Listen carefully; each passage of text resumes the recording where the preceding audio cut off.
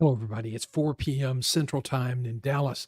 It's 2 p.m. in Los Angeles and 5 o'clock on the East Coast. Welcome to Office Hours, our weekly live coaching session to help you improve your chances to land the job of your dreams or that next better job. We're in the middle of a white-collar recession, so executives and managers across America are struggling to get noticed, are struggling to break through. If they're relying on online submissions, they're relying on dozens upon dozens, sometimes more than 100 to get 2 or 3 offers. Some offers aren't even as good as what they had before. So this is really a tough time. There's every indication from economic perspective that this great job growth that we've had over the last 2 or 3 years will not be sustainable. And during the next year, regardless of who's president, we will probably see a job slowdown. And so this will just aggravate the problem. So now it's time. It's time to get job ready. And today we have a focus on something that is really, really important that most people don't do. You know what? When people aren't doing something, you know what you need to say? That's an opportunity for me. And that is when they don't want to have a written career plan, even though the research, the evidence shows that people with career plans are more successful and make more money than those who don't.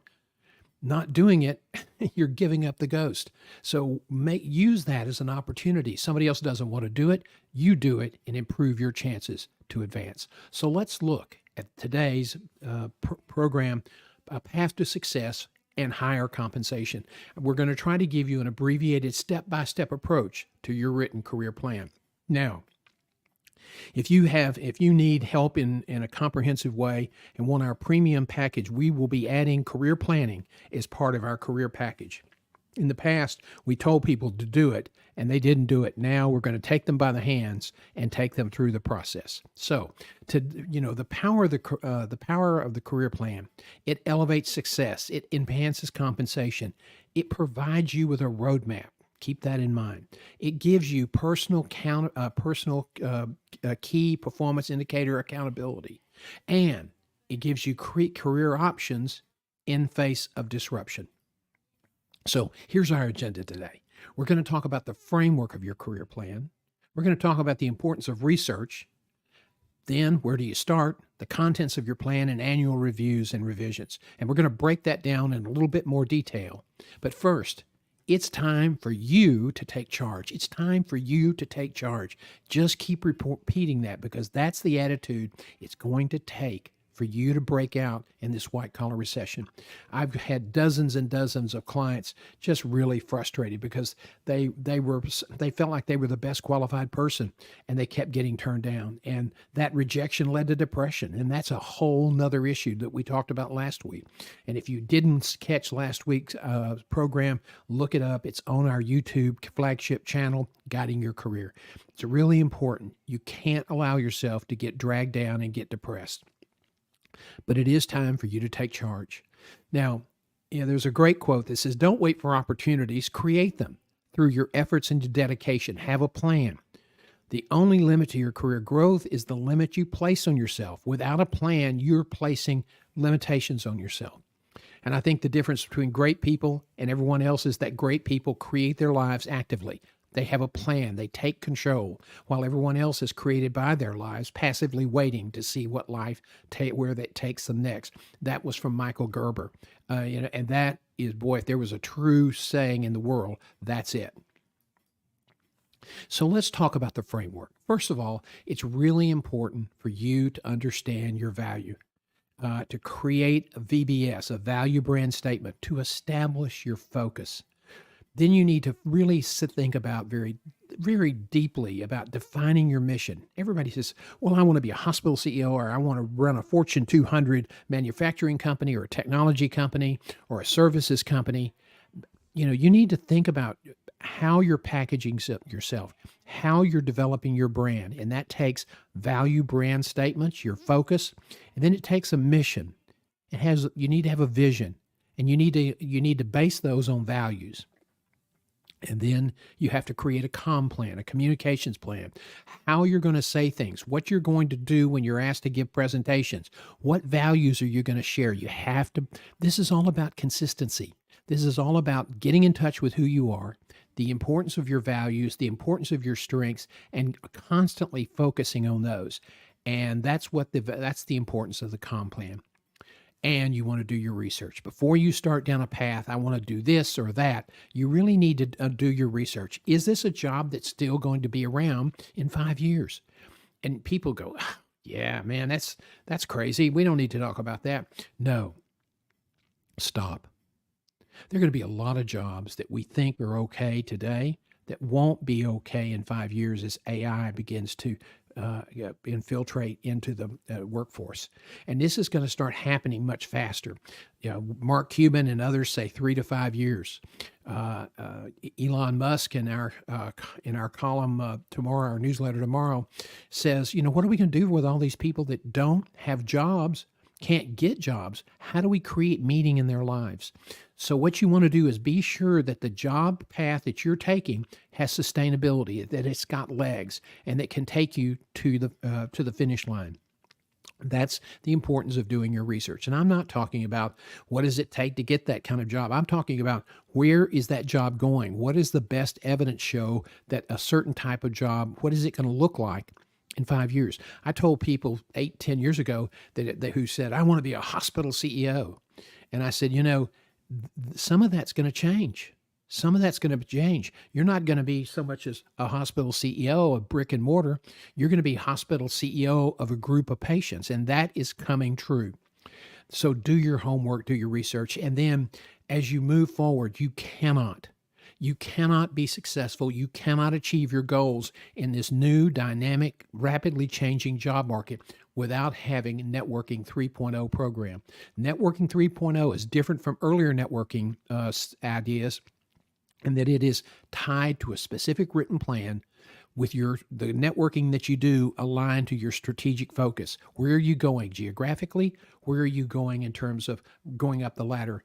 You got to have connections that can take you up that ladder. Not if your goal is to stay in the central part of the United States, you don't want to have people taking you up the ladder on the East Coast and the West Coast. You want to be sure you focus your resources.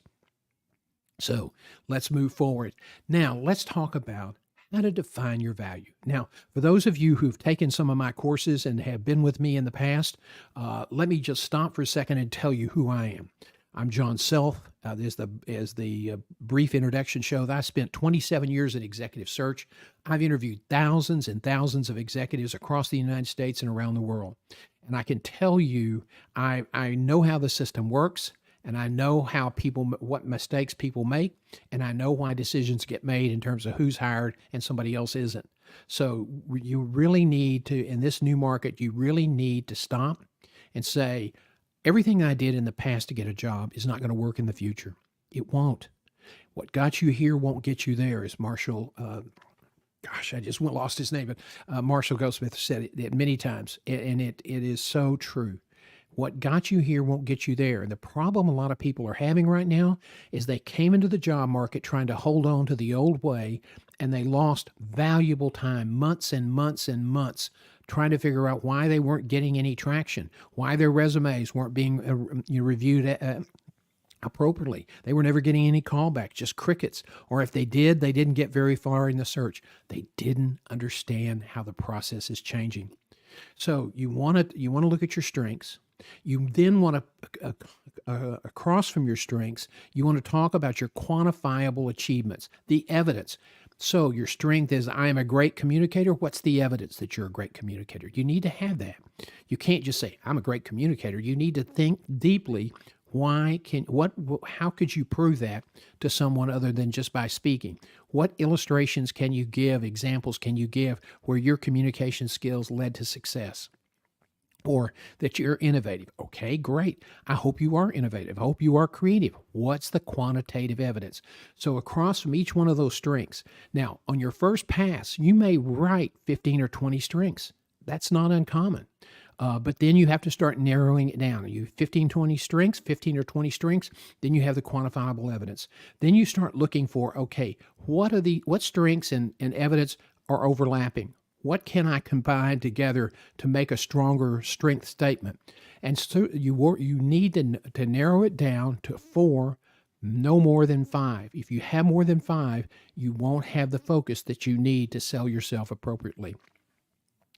Then once you curate your final list, you want to look at that carefully, think about it, and then write a 250-word value brand statement. Now, this is not a one-and-done deal. You have to do it multiple times so that it really captures who you are in a very moving statement, one that's very easy to listen to and that's memorable and compelling. And that's the importance of defining your value brand statement. You really need to use that as a kind of an anchor to get focus. The next thing you need to do is think about, what is your mission? You want to be an executive in communications. Great. What's your mission? What do you want to accomplish with your life? You picked an area of interest. Okay, what do you want to accomplish? What's your mission? And then what's your vision? Where do you want to be? What do you want to achieve at the end of your career? How do you want to get there? And then you have to anchor that with your values. How you're going to treat people, your ethics, your integrity, when people make mistakes, what are you going to be known as? Are you going to be known as somebody who says you're a servant leader that blows up when people screw up? You have to really think deeply about that. When it comes to writing a statement, you need to personalize it. No generic blah, blah, blah, blah, blah corporate BS language. When I was in healthcare, I looked at hundreds of hospital mission statements. You know what? They all pretty much sounded the same. It's like, okay, we're going to use number 13 on this hospital because we hadn't used that one in a while. And hospital boards just kind of say, okay, we want to be the best hospital with the best quality and the lowest cost. Okay, that's great, but it really doesn't really talk a lot about your community and how what do you want to do for your community? And then you have to take those mission, vision, and values with your value brand statement and make it usable. Make it usable in a conversation. Not something you just put on the shelf and say, I've got a plan and I've got mission, vision, and values. It needs to be part of who you are and how you describe yourself and how you interact with your team members and how you interact with your customers and your stakeholders. This is critical because this establishes your brand, your reputation. Okay, let's talk about now. The next step is to create a comm plan. Now, most people don't do this. And when you start looking at the mishmash of stuff they post on LinkedIn, you go, there's a good example. Somebody doesn't have a comm plan. Comm plans are based on your mission, vision, and values, your value brand statement. What types of stories are you going to post? You're going to be careful about things that might not be in good taste. You're going to stay away from political stuff. I mean, these are all things you have to think through. There's some people that post and they just, whatever, they're very political. They put that up there, even though LinkedIn people don't really want to get into the political debating business. But if you need to have a comm plan to say, okay, I'm just not going to do that. That's not going to be how I'm going to be defined. I have my beliefs. I have my feelings. But those are my feelings. I'm not going to let those become an issue and slow down my career, slow down my relationships, break relationships that I might need later because we don't agree on a political point. Okay? So you want to be consistent, and the comm plan is a tool for consistency. You sit there and go, now that's not good. This post talks about something and it's real critical of something I really think is important and I believe in. So I'm not going to post that unless I post it with, here's this story, here's my take and why I think this is off the mark. That's fine. But as long as what you're saying at the top of that post on the LinkedIn comments that shows what your value is, what you believe, and how that's consistent with your mission and values, okay? Like your CP, your career plan, this has to be updated. People say, well, I don't do a career plan because it's just going to change. Okay, God. Okay, I say, now hold on, Leroy. You just told me the career plan is going to change. You are a senior executive in a company. Does your career plan change? Well, yes, we look at it every year and revise it as our market changes. What's the difference between the company's career plan and your career plan? Why are you reluctant? You're okay changing the company plan, but you don't have a personal plan because you're afraid it might change. Don't you see how that really looks bad? What would a board say if they said, tell me about your written career plan? Well, I don't have one. Why would, some board members would say, why would we want to hire you? You're talking about the importance of career planning, but you don't even have one for your own career, your own life. And so that's something you just need to kind of take into consideration. It's not because it's all about helping you be a better leader, helping you achieve the goals that you want to achieve, have the financial rewards you want to have, that you do it where you have work-life balance, and that you work together and have that in balance in concert with your family. Now, the research is really important because things are changing so fast. So you need to start digging in. I want to go to this point and I want to be X. Okay. Is that path clear? Is that path going to be affected or distracted by AI or automation? Or will that be something that in time of severe crunch, that companies, that'll be the first type of position they eliminate from their organizational chart? It's just, you need to think this through, and you need to do some research, and you need to talk to people who are in that business who let's just say you want to be a chief administrative officer. Well, that's probably going to stay around for a while, but you want to talk to people who are chief administrative officers to find out what their job entails. CAO means a lot of different things to a lot of different companies.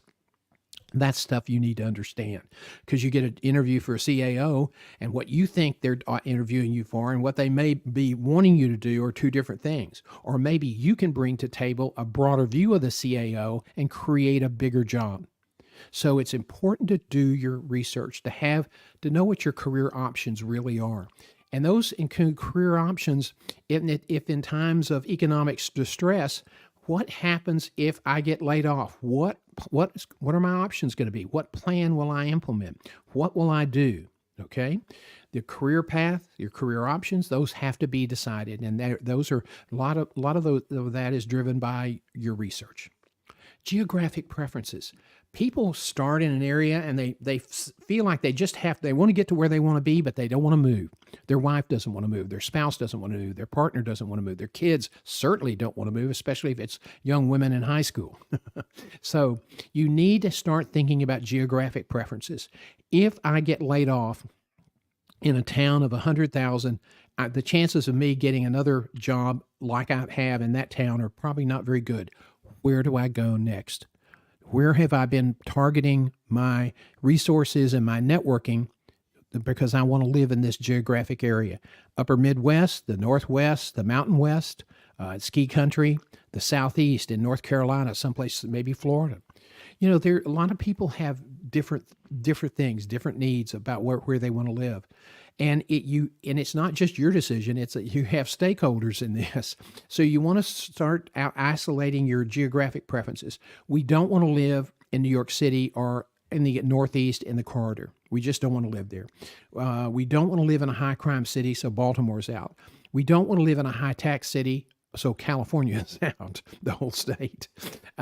Or we don't want to live in a city with social unrest. Maybe because of all the transition, Portland would be out. It was a great city at one time. I haven't been there in several years. I haven't done a search there in a while, so I haven't been there. But people have different views about that. Seattle's the same way. There are certain people that love Boise, and there's certain people that wouldn't live there on a bet. So you just need to decide what's right for me. What do they have in these areas? Companies that I would like to work for in my field. Number two, is it a kind of area where I would feel comfortable living, where I would be welcome, where I could voice my opinion and not get my head chopped off? So these are all things you need to do research on.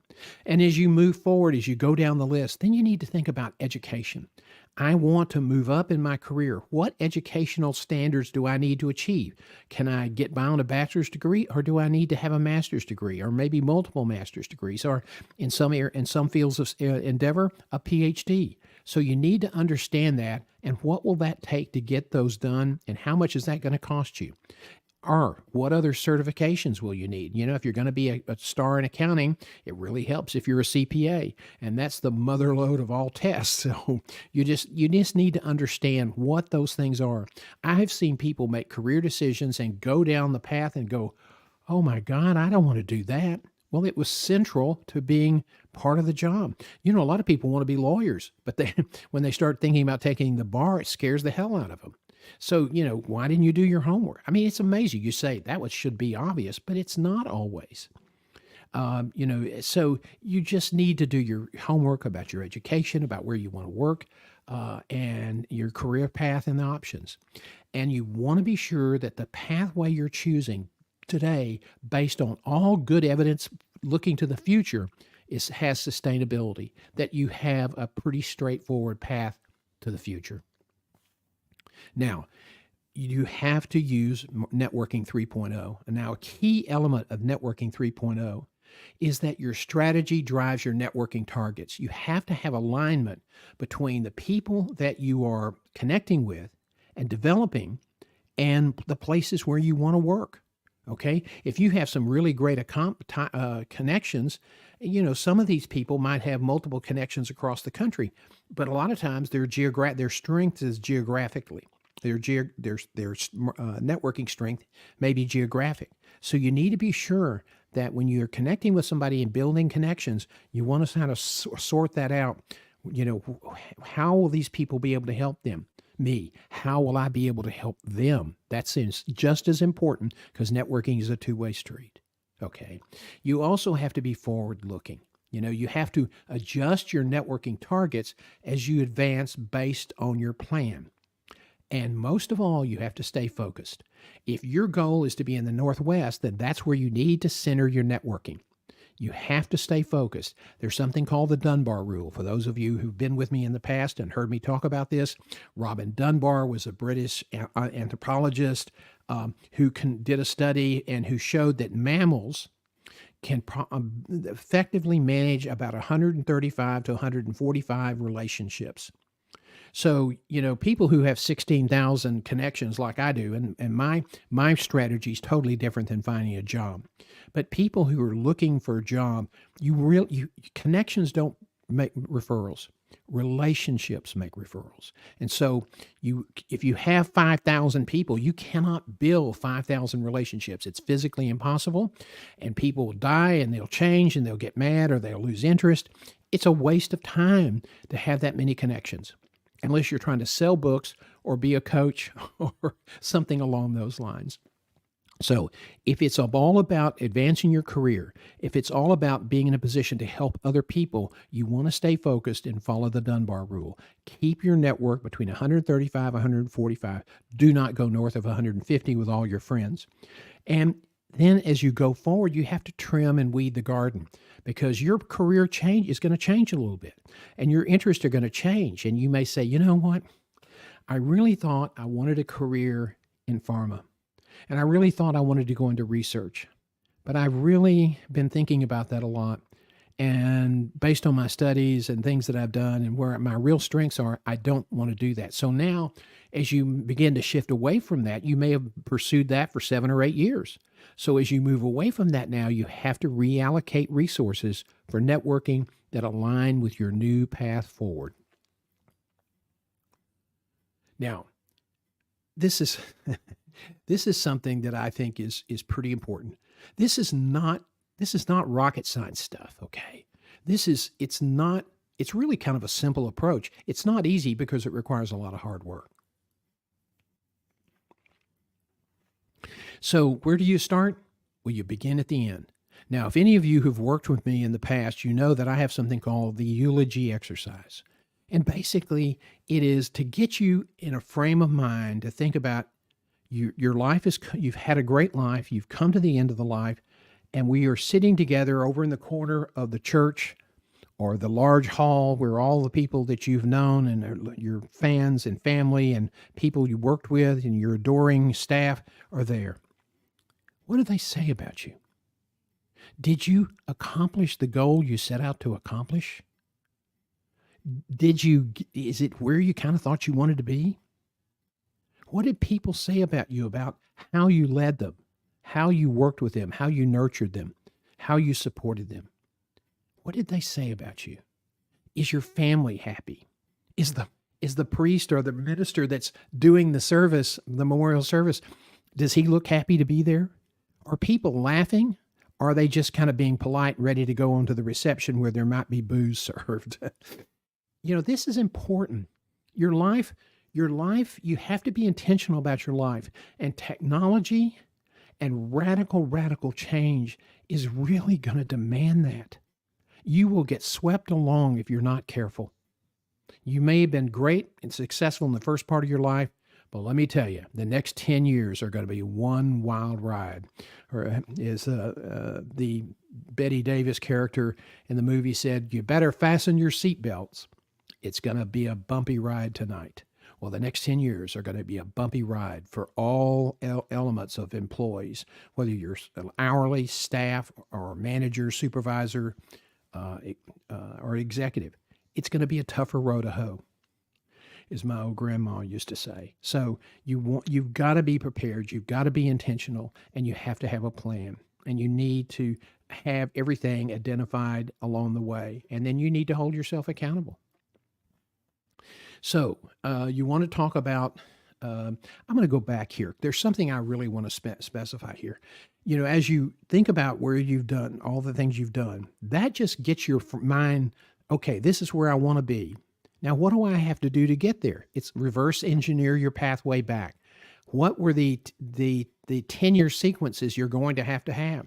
You know, generally, people who reach that level of an organization as the CEO or the senior vice president, chief operating officer, whatever it is, what do their career experiences look like? This is part of your research. What degrees did they have? You know, why were they in those roles? What were their strengths? Okay. What am I going to have to do to get that experience and get those strengths? How many places am I going to have to work before I can reach my goal?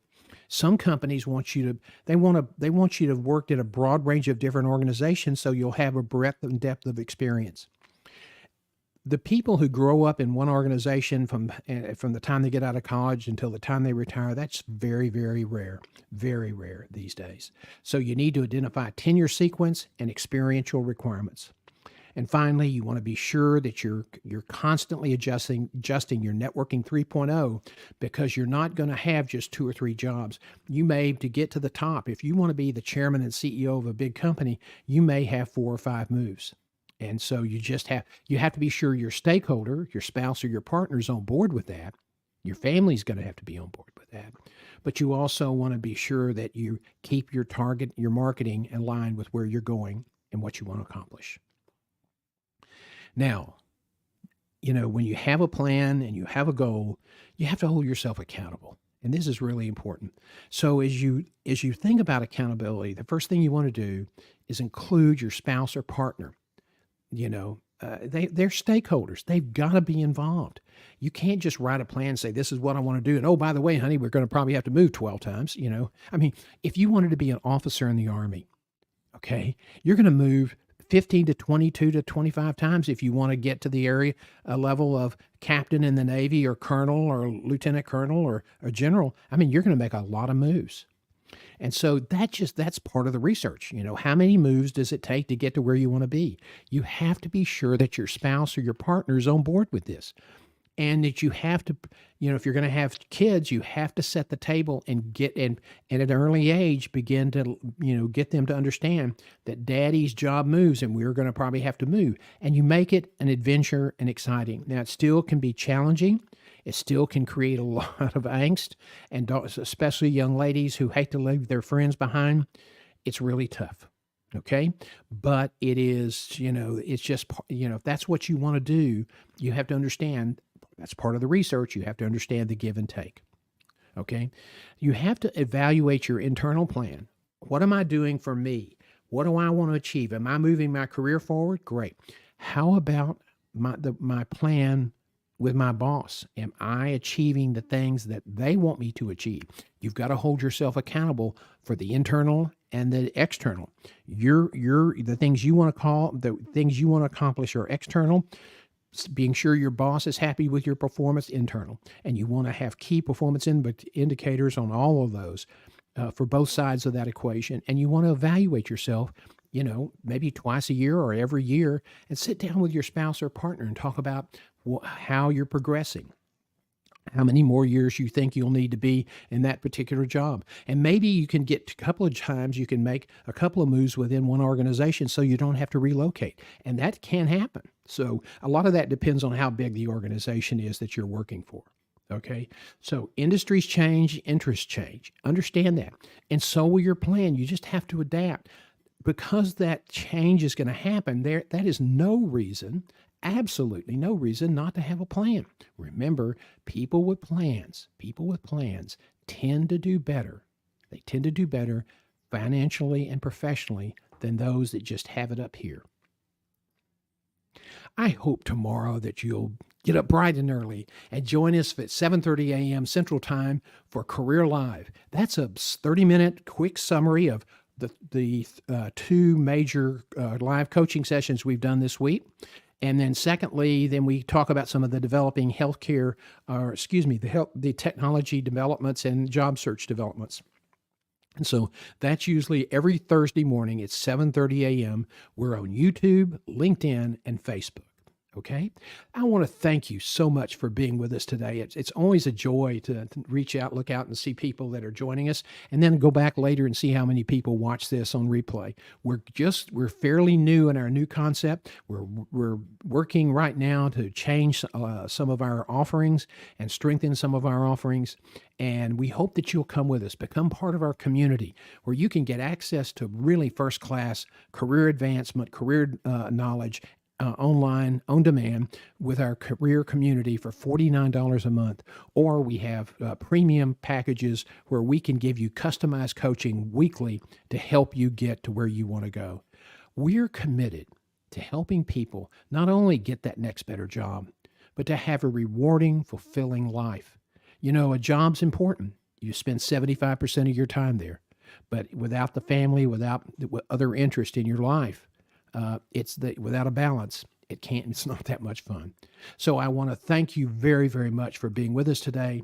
I hope you'll be back with us in the morning at 7:30, and then next week, lunch and learn at 11:30 on Tuesday, and Wednesday back here at office hours at 4 p.m. Central in Texas. Thanks so much, and we'll see you soon.